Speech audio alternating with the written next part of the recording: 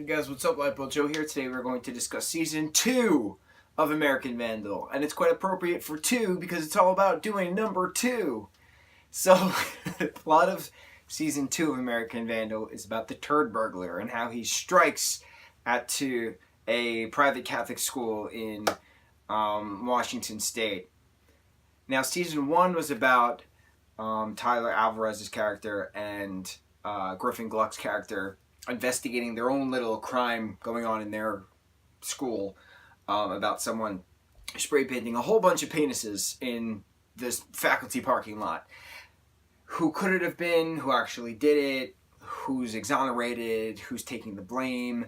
Stuff like that. So Season 1 ends with a kind of little cliffhanger because you're like, it could have been that girl this entire time, but you played it cool this whole time of everyone else, all the other details pointing to her. It was 8 episodes, and this one is 8 episodes. This Season 2 is 8 episodes long. And it's just so... What's the word I'm thinking of? I can't even think of a word. It starts with an E. Enigmatic? I think it's enigmatic. I think that's the word I'm thinking of. There's just so much going on, and it's so mesmerizing to see all the clues lead to one person, which then turns out not to be them, and then it leads to a group of people, it turns out not to be them, and it turns out all of these different things, so much information is brought together within 8 episodes of Season 2, and how there's 4 different poop events, all involving cat poop and human poop,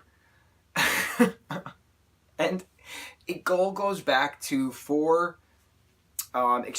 black male people doing the turd burglar's bidding, and then 1 kid who was just in love, and did it for love.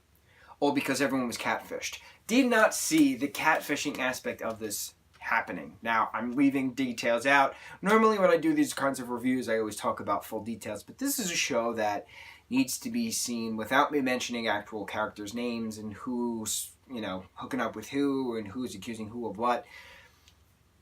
Very intricate plot points, but it was entertaining, and it was great seeing these teenagers interact, how teenagers interact through social media, through actual vulgarity, because people curse, and I don't know why there's a censorship on cursing. Doesn't make sense to me. It really doesn't make sense to me. But it was cool. Now, how I got into watching the first season is I'm a big fan of Griffin's. Griffin Gluck, what was the first thing I saw of his? He played Jennifer Aniston's stunt in 2011's Just Go With It with Adam Sandler. And, little kid then, and he's done so many films and TV series since then. And it's cool seeing him, I think he's like 18, 19 now? That might be 20. I don't know how old he is.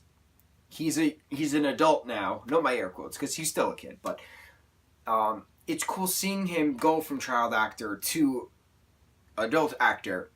And what I find very fascinating, too, is that he's very big with social media.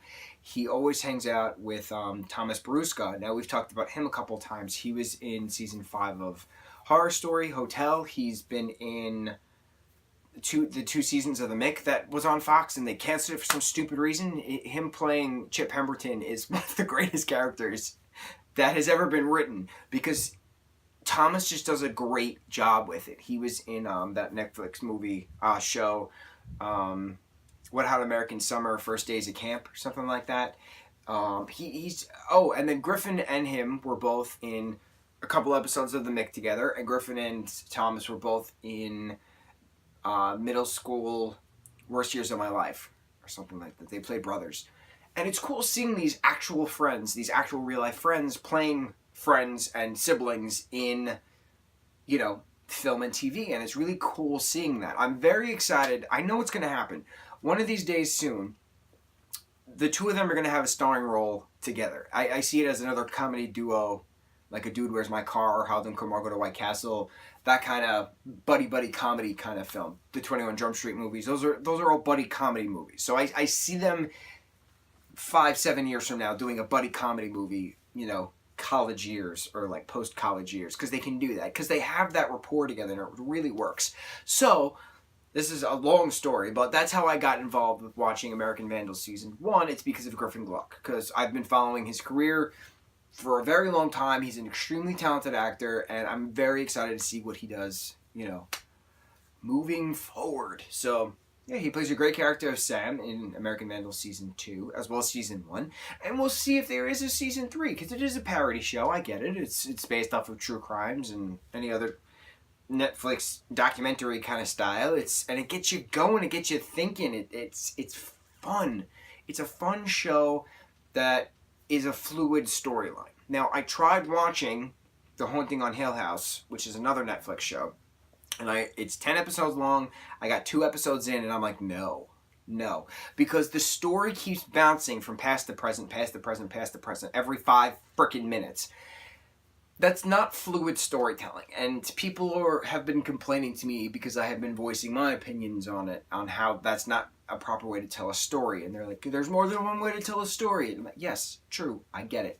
But when you're telling such an intricate story, you can't jump from place to place to place to place. It loses the momentum. I could care less what parallel from the past parallels to the present. Me, Myself, and I was a great show on CBS. They did an amazing job with doing past to present to future. That's the way to tell one of those kinds of stories. The way Quentin Tarantino makes his movies, past, present, future kind of story. That's how you do it. It's a nice poetic way. But the way that Haunting on Hill House is done, it's too scattered. It's not fluid enough to maintain that. Even Trick or Treat, right? Michael Douglas's Trick or Treat. It ends at the beginning.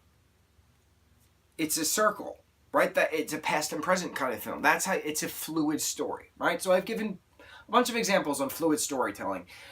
Haunting on Hill House is not a fluid storytelling, and I refuse to pay attention and hurt my brain while doing that. With American Vandal, it is a past, rehashing the past, but it's in the present, right? So we see videos and pictures of things that happened to these kids in the past, blackmail-wise or not blackmail-wise, whose nudes were sent where and when, and videos leaking and whatever.